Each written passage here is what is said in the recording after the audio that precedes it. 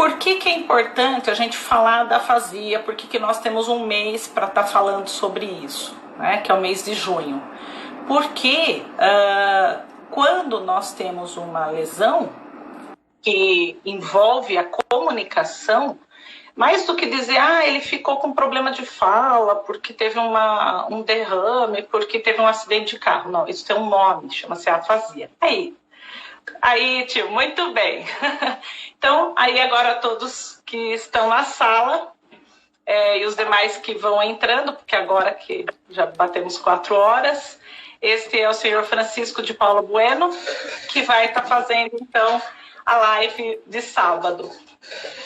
Tio, eu já fiz um pouco a introdução da situação, né? Não do que aconteceu, que eu vejo que é fundamental, e esse é o objetivo hoje, um depoimento de quem aprendeu a lidar com isso. Você está conseguindo me ouvir bem? Sim. Ótimo. Então, eu vou passar a palavra para você. Eu já expliquei para o pessoal que estava entrando na sala. Temos algumas fonoaudiólogas, temos aí as pessoas da família que já estão na sala, e as pessoas vão estar entrando, né, no decorrer aí da nossa live. E aí foi o que eu coloquei para o pessoal, a questão de que por que eu não chamei um profissional para a gente falar sobre a afasia? Porque eu quis conversar com alguém que vive a afasia. Primeiro, porque você vive uma situação de uma afasia que não é a mais comum, que é a afasia chamada global, né? Que atinge as duas áreas da comunicação. A condição de produzir a fala e a condição de compreender a fala. De compreender, ou seja, é um comprometimento da comunicação inteiro. E como você, nesse tempo todo, eu sou suspeita para falar, porque eu, desde o início, estou vendo toda a sua luta. Mas o quanto tudo isso é desafiante. Então, eu gostaria muito aí que você se apresentasse e contasse como foi que a afasia entrou na sua vida. Bem, no dia 8 de abril de 2018, minha esposa sofreu um AVC hemorrágico e por volta das 10 para meio-dia. Foi encontrada às 1h15 da tarde, desfalecida dentro do carro. Ela ficou muito tempo desmaiada e sozinha. Isso agravou demais, né, o sangramento no cérebro. E passou por uma cirurgia muito difícil. Vou deixar aqui o meu primeiro conselho, que todos os parceiros, pais, irmãos, saibam que tomam remédio um dos outros. Porque a primeira pergunta é que remédio ela toma. Aí a pessoa desmaiada e você tem que saber. Para poder... Só uma coisinha. Você consegue falar um pouquinho mais forte? Porque alguém colocou que que o som está saindo um pouco fraco. De fato... acho que aí, tá ótimo. Primeiro que a gente vai ver melhor e vamos ouvir melhor. Tá. Volta nessa orientação que eu achei muito importante. Saber dos medicamentos, é isso? A dica é o seguinte: quando ela chegou no pronto-socorro para receber uma cirurgia, eu precisava saber os remédios que ela tomava. E, na verdade, então, não importa o que o seu marido foi fazer no médico. E nem para que serve o remédio que ele está tomando. Saiba apenas que ele está tomando aquele remédio. E pronto. Os remédios foram fotografados aqui em casa, mandado, e o médico lá sempre sabe o que é. Então, é tranquilo. Mas daí ela entrou numa cirurgia, né, muito delicada. Saiu por volta de 10h30, 15 para as 11 da noite. É um tempo muito longo, né, uma grande expectativa. E é um momento muito, muito ruim, inclusive, né? E, bom, em suma, o acidente foi muito grave. Ela pegou 25 dias de UTI e mais 10 de quarto, porque nós fomos basicamente expulsos do hospital. E em determinado momento eles dão alta e você tem que sair. Não importa o estado do seu paciente.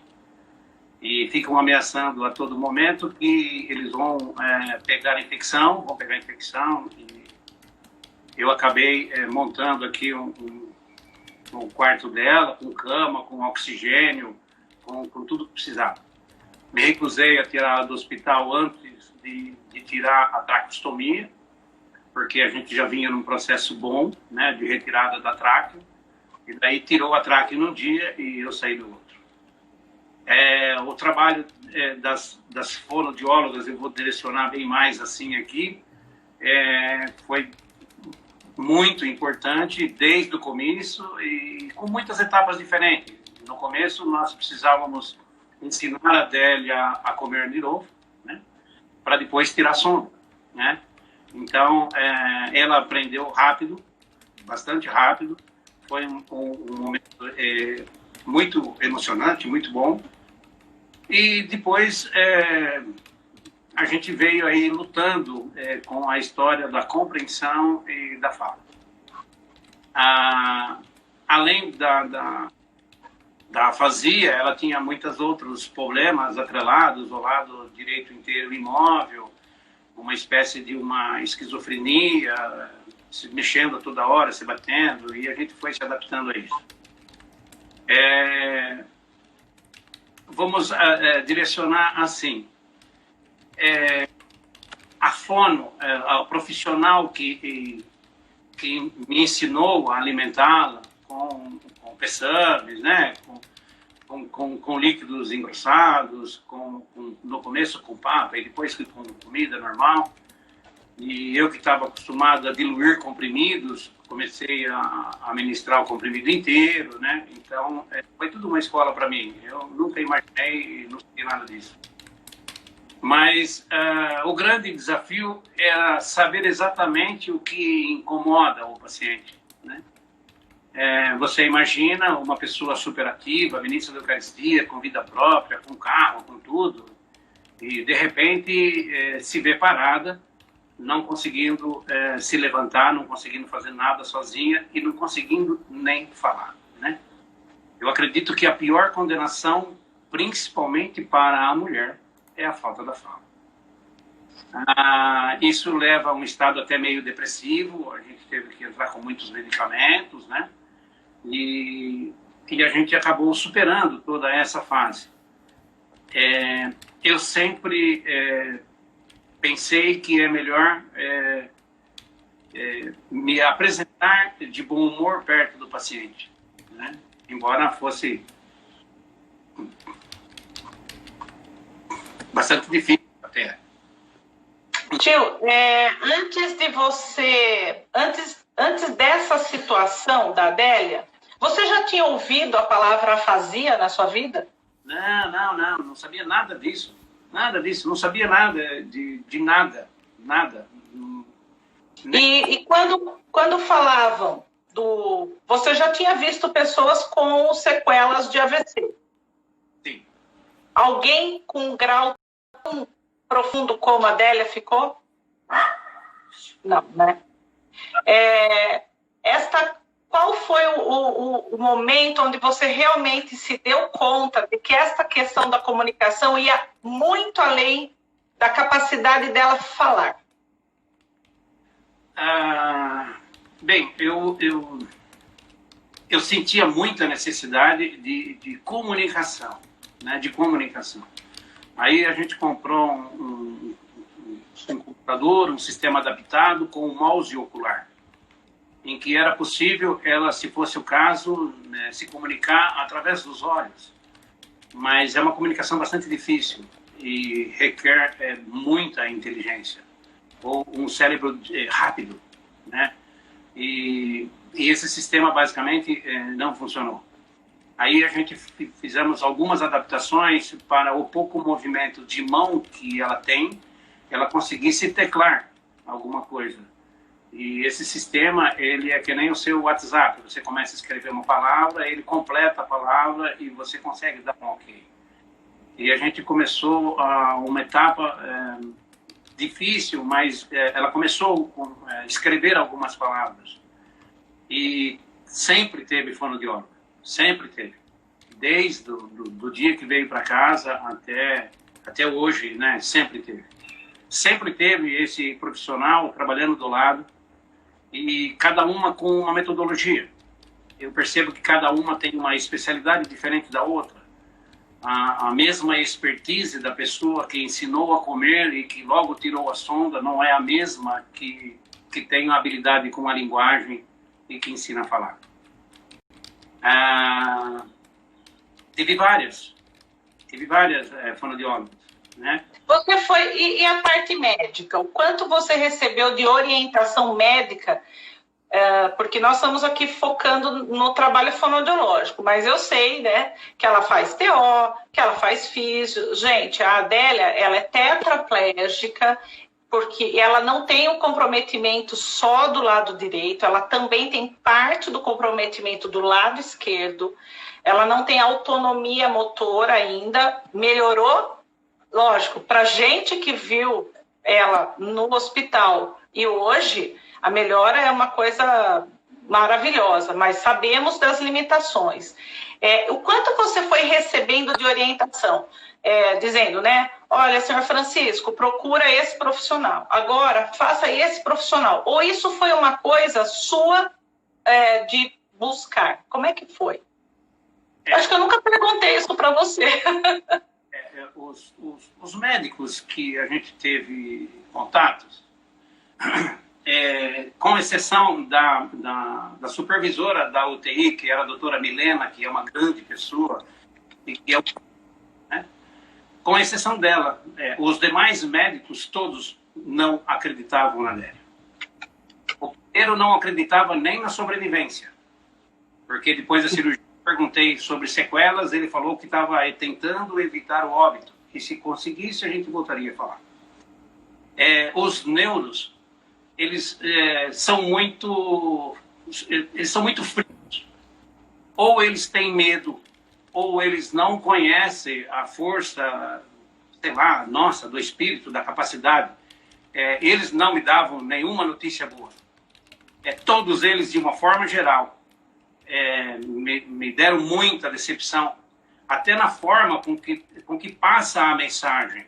Né? Passava uma mensagem fria, como tipo, é isso aí, pronto, acabou, né? Leva para casa e pronto. Isso, tipo assim, viu, ela está vivendo, você está no lucro. Esse era. Então, nenhum deles acreditavam em nada. Quer seja eles através de convênios, ou até a doutora Silvia, que você conhece, que me indicou, e que é uma grande profissional e que cuida dela até hoje, né? Então, essa sim, eu recebi muitas orientações, né, de procedimentos, de como fazer. Eu tinha muita dúvida no começo, tipo assim, puta, quanto tempo eu vou ter que ficar trocando fralda, né? 6 meses, 1 ano, a vida inteira? Né? Ninguém sabe, nem até hoje. Né? Mas a gente continua trabalhando para superar também isso. Mas vamos voltar. Quais foram os seus maiores questionamentos, Chico, com relação, que nem você fez essa pergunta aí, né? Eu me perguntava, até quando eu vou ter que trocar fralda? Até quando? Quais eram os seus maiores questionamentos? Então, a questão da independência motora, a questão da condição de comunicação, a questão do equilíbrio emocional, que realmente, por não conseguir comunicar nada no início, foi muito difícil. Quais foram os seus maiores questionamentos? No começo, seguramente, era o equilíbrio emocional. Né? Ela ainda sofria algumas convulsões à noite e realmente passamos muitas noites com muitos problemas. Eu cheguei a filmar muitas vezes e mandar para a doutora Silvia os vídeos para ela me aconselhar o que eu ia fazer, o que eu faço, o que eu não faço. Tive muitas infecções de urina, né? Que daí acabam causando um mal-estar muito grande. Mas cada etapa é uma etapa, né? Algumas palavras que ela falava no começo, depois ela não falava mais. Sim. Muito provavelmente ela tinha tido um outro AVC no meio do caminho, né? E o jargão mudou várias vezes, é o que vocês chamam de jargão, né? Isso.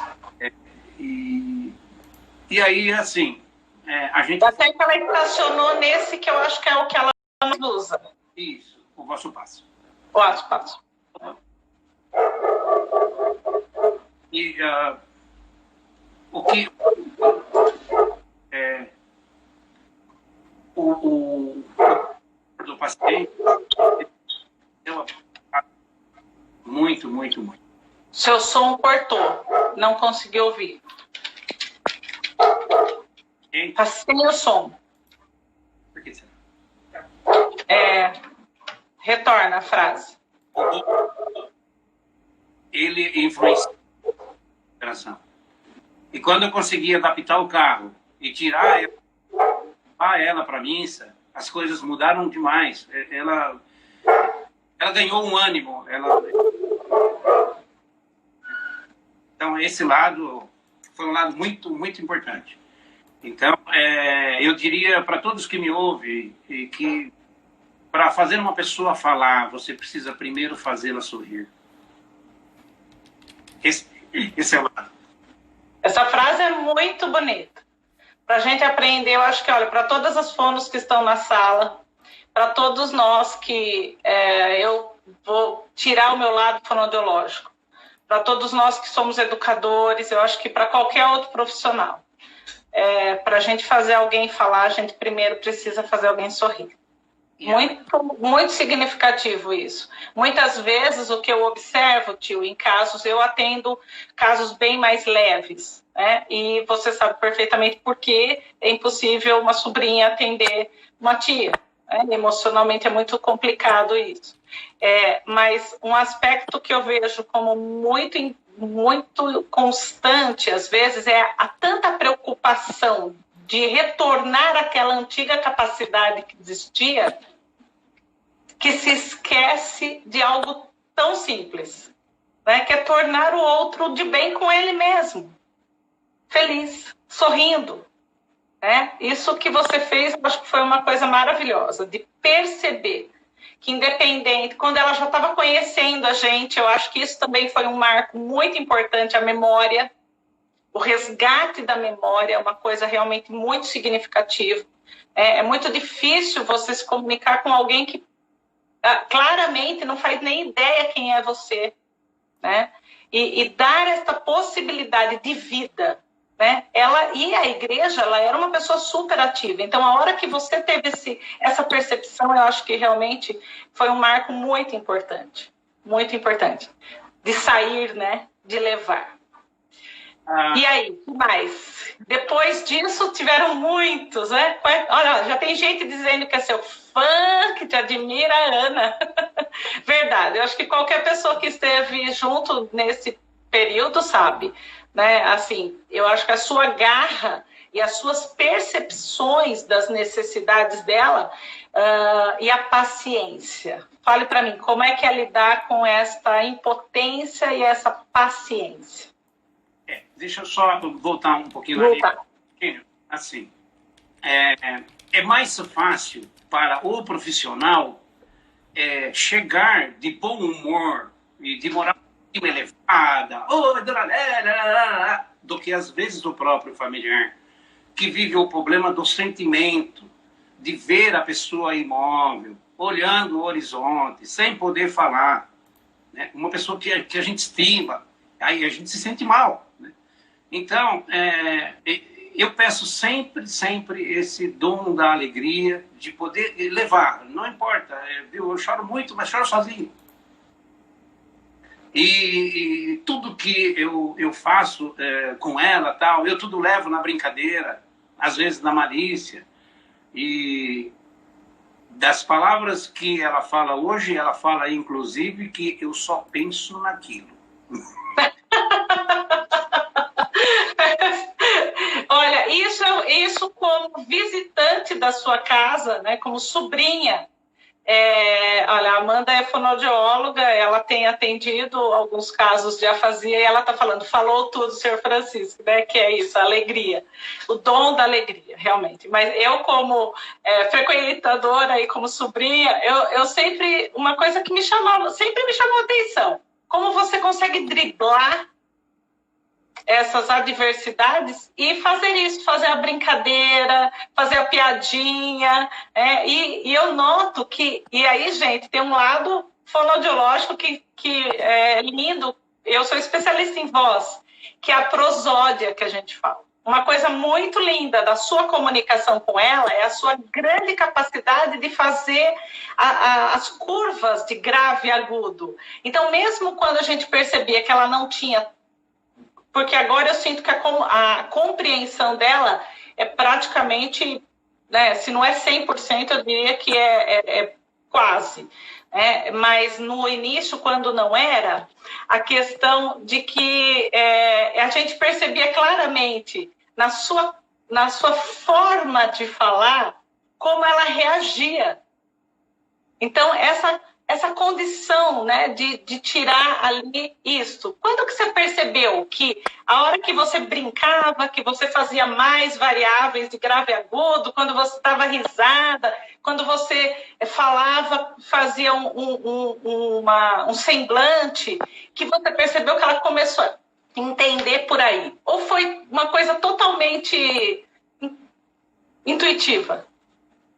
Deixa eu falar para você o seguinte, o acidente ocorreu em abril, em agosto daquele ano eu senti que não dava mais para continuar assim, a minha casa estava cheia de estranhos, tive que abrir tudo, aprender muitas lições de humildade, né?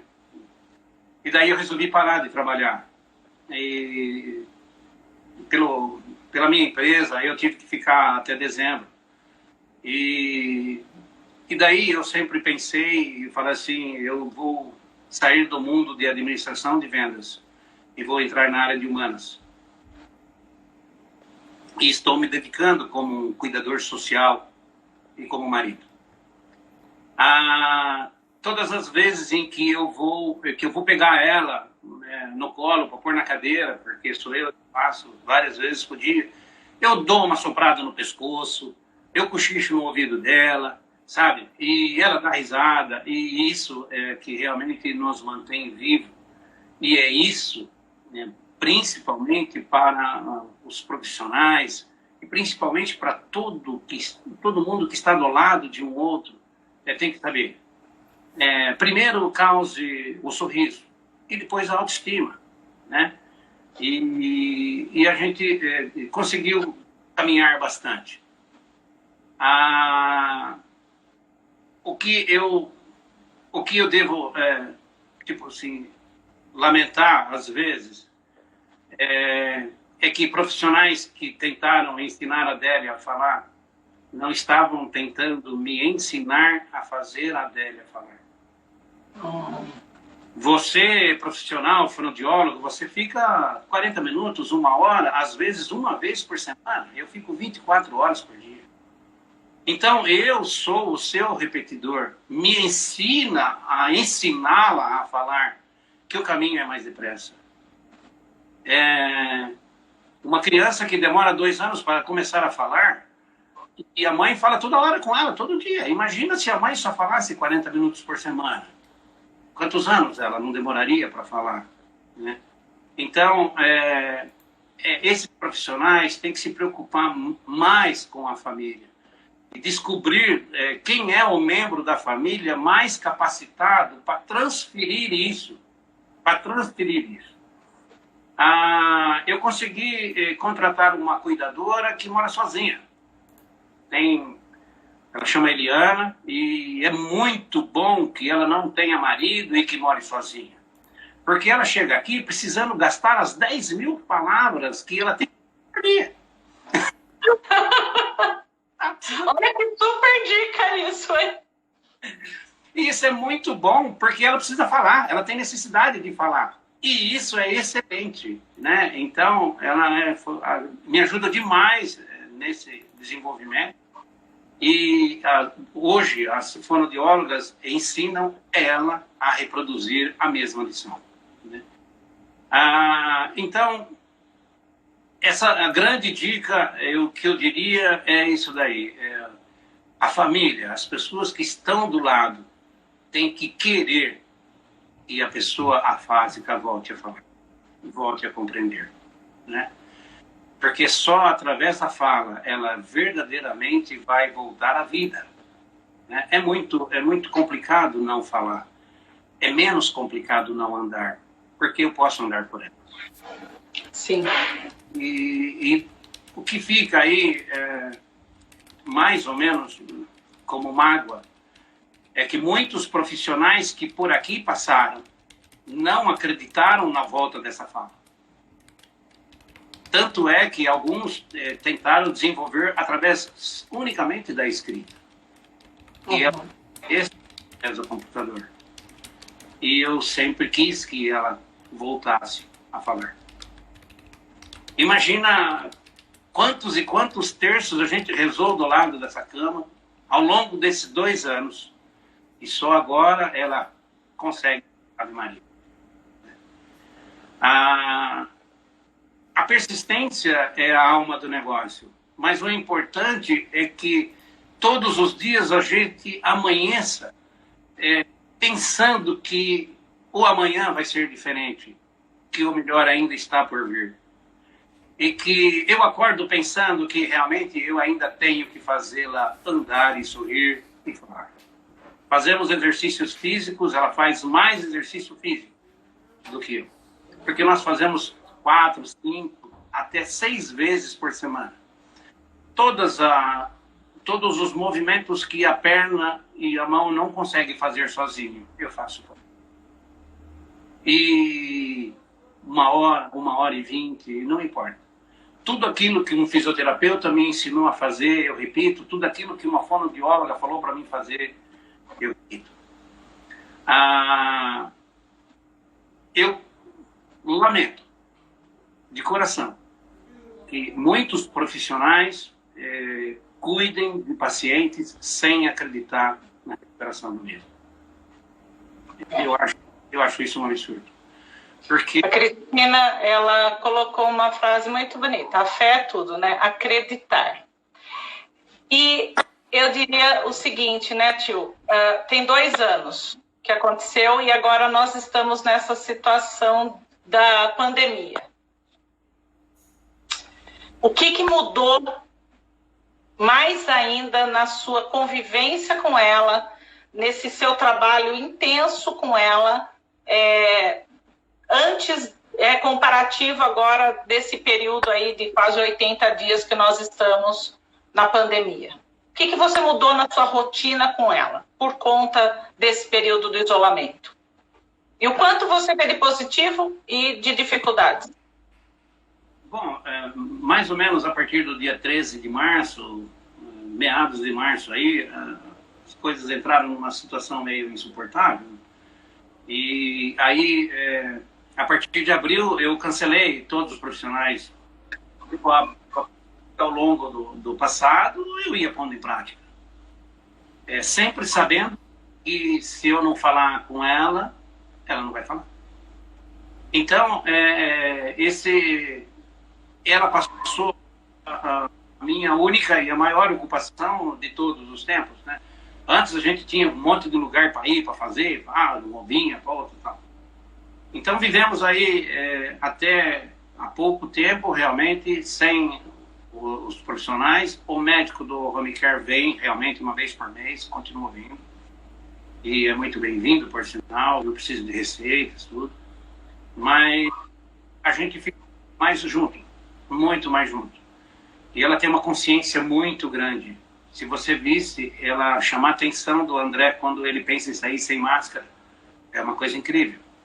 E ela sabe tudo ao que está ao seu redor, assiste televisão, se emociona, como todos. Ela teve boas psicólogas também trabalhando ao lado dela, né? E assim, do jeito que você faz qualquer coisa, você faz todas as coisas. Então, não é um trabalho com menos ou mais responsabilidade que você deve ter menos ou mais capricho. Eu acho que a gente tem que fazer o nosso melhor sempre. Pensa nessa frase. Do jeito que você faz qualquer coisa, você acaba fazendo todas as coisas. Então, outra coisa que eu gostaria de deixar aí como mensagem, eu não sei como é que a gente está aí muito de tempo, é que alguns... Temos 10 minutos. A Adélia... Passa rápido. A Adélia vai completar, terça-feira, 62 anos de idade. E eu quero que a profissional saiba que ela tem 62 anos de idade. Eu não quero que a profissional trate-a como uma criança. Às vezes, a profissional fala, não, é igualzinho uma criança, a gente tem que ensinar a falar, que nem fala uma nenê, está na frente do paciente. É muito ruim, é muito ruim. Se quiser falar isso para mim, em separado, mas muitas profissionais acabaram falando isso na frente. Não, é que nem nenê, é de criança, né? Não é assim, né? Imagina como que ela se sente. Né? Então, se você estiver cuidando de uma pessoa com AVC de 15 anos, ela tem 15 anos. Se ela tiver 60, ela tem 60. Além do que você fala, as coisas que você fala, deve ser relativo à idade, né? Como a minha cuidadora tem quase a idade dela, tem 50 e poucos anos, então ela se dá muito bem, inclusive, porque sabem, né, das mesmas coisas. Bom, a Adélia é muito detalhista. E como ela não tem os movimentos, se ela enxergar pernilongo, enquanto eu não matar, né, ela não sossega. Porque é lógico, se o pernilongo tem que sentar nela, né, ela não tem como se defender. Então, muitas vezes ela está vendo alguma coisa que só ela está vendo. Né? Então, fica um pouco difícil. Requer realmente muita paciência. É um dom que eu peço sempre. Né? As psicólogas me ensinaram a ter mais ainda do que eu já tinha, a fazer exercícios de respiração, e que ela também entendeu e ela também acompanha. Em determinado momento, quando existe algum incômodo, a gente fala, respira, vamos respirar, porque se ela fica nervosa, ela acaba transmitindo para mim o nervosismo. E se eu, né, como cuidador, estiver nervoso, eu transmito isso. Se eu estiver magoado, chateado com uma condição, ela fica muito mal. Então, a gente tem que, junto com tudo aquilo que foi que o professor, a gente vai ter que colocar esse lado emocional junto com a teoria. Né? Às vezes, o profissional tem uma alta tecnologia, ele tem isso, mas ele não tem esse sentimento. Então, o profissional ele tem que reconhecer na família o estado emocional da família, para saber o quanto este paciente vai ser mais fácil ou mais difícil para ser tratado. Muito importante. Acho que você trouxe dicas assim muito ricas, tanto para pessoas que eventualmente possam enfrentar isso, quanto para nós profissionais, né? Que é essa questão do perceber de quem é a ponte lá dentro de casa, e fortalecer essa pessoa. Você disse da questão que você faz os exercícios para você chegar numa condição de melhor equilíbrio para poder lidar com isso. Eu acho que esse é um ponto realmente muito importante que você trouxe. O quanto a gente, como profissional, olhar para este cuidador principal, no seu caso você. O quanto você está calibrado, está em condições de levar isso. Porque eu já vivenciei essa situação com você, né? Dela ter um desconforto e como é difícil realmente a gente chegar no qual é o desconforto, né? O que é, e que às vezes a gente, né, resolve e não sabe nem como. Então, assim, essas situações eu acho que elas são desafiantes todos os dias. E eu diria, quando a gente tem muito esse termo do ressignificar. Agora estamos passando esse período onde a palavra que a gente mais escuta, vamos ter que ressignificar a vida. Vamos ter que ressignificar a vida. E você fez esse ressignificado há 2 anos atrás, não foi? E o que isso te cobrou, tio? No começo eu quase pirei, né?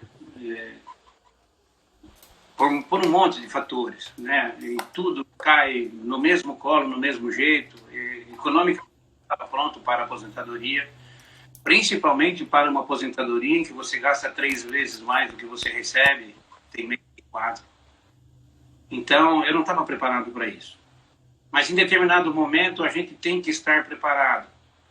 E logo no começo, desde o começo, eu falei para ela, inclusive, né, que tudo que nós temos é metade de cada um. Nós somos casados em comunhão de bens.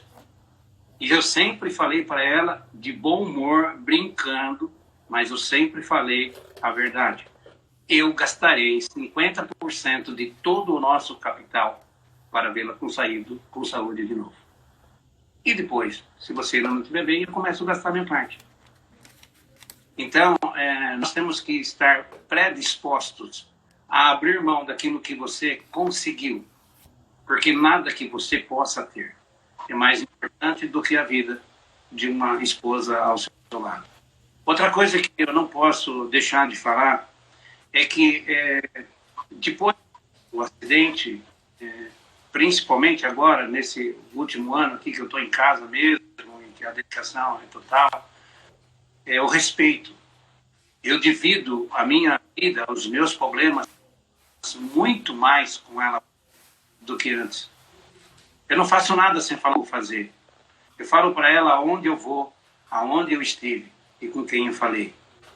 Eu desço ela no quintal e pergunto para ela o que ela acha de eu trocar uma flor de vaso, o que ela acha disso, o que ela acha, para ela participar, para saber que ela continua viva. Eu mantenho a linha telefônica dela até hoje com o mesmo número, porque eu quero um dia vê-la abrindo o WhatsApp e podendo voltar a teclar com as amigas.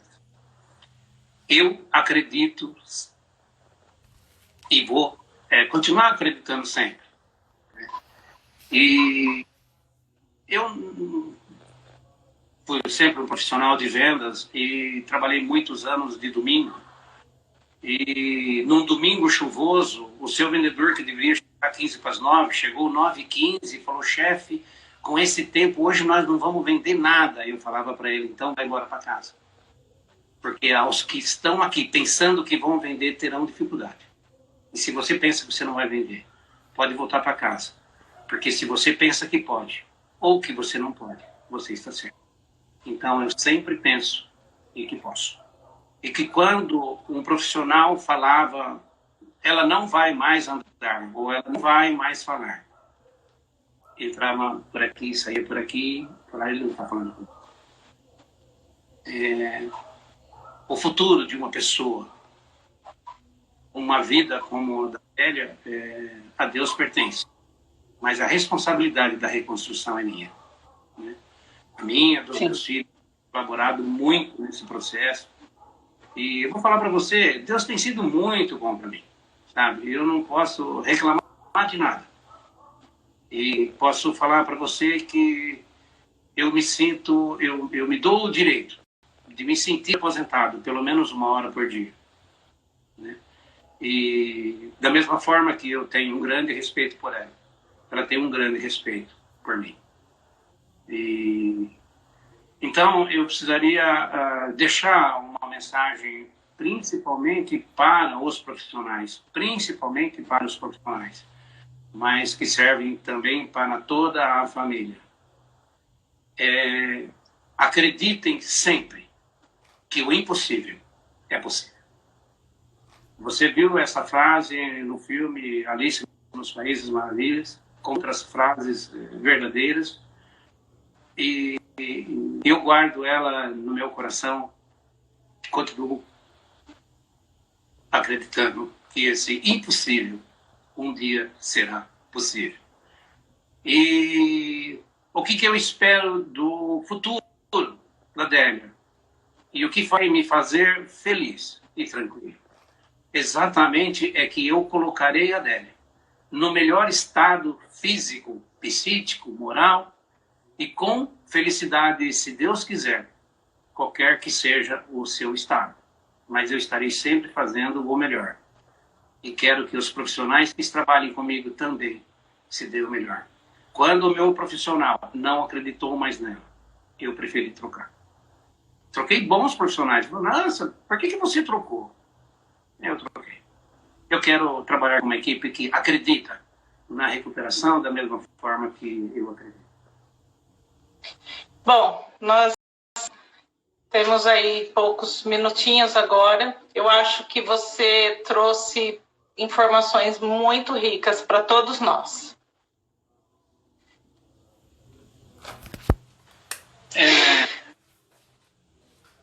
Se alguém tiver... Obrigada.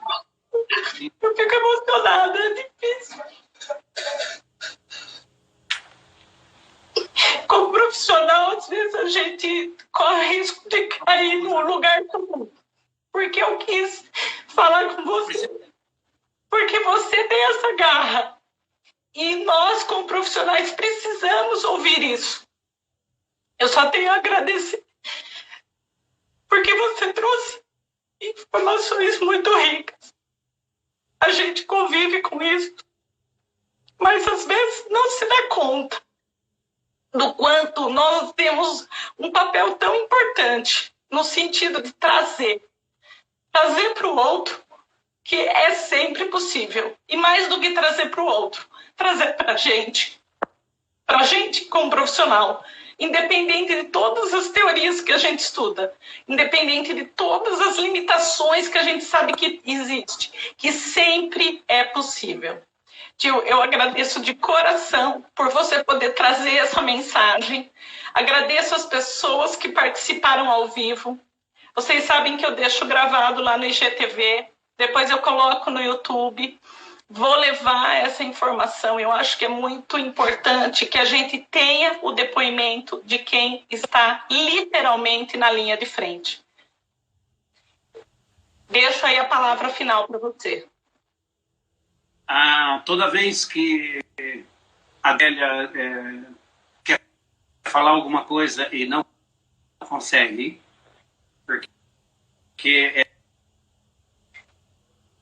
ela tem dificuldade para se expressar, né, ainda, e ela começa a ficar incomodada, e toda vez que eu descubro, se você soubesse a alegria de saber que ela conseguiu se emocionar, como quem quer, né? Quer dizer, que o burro sou eu. Né?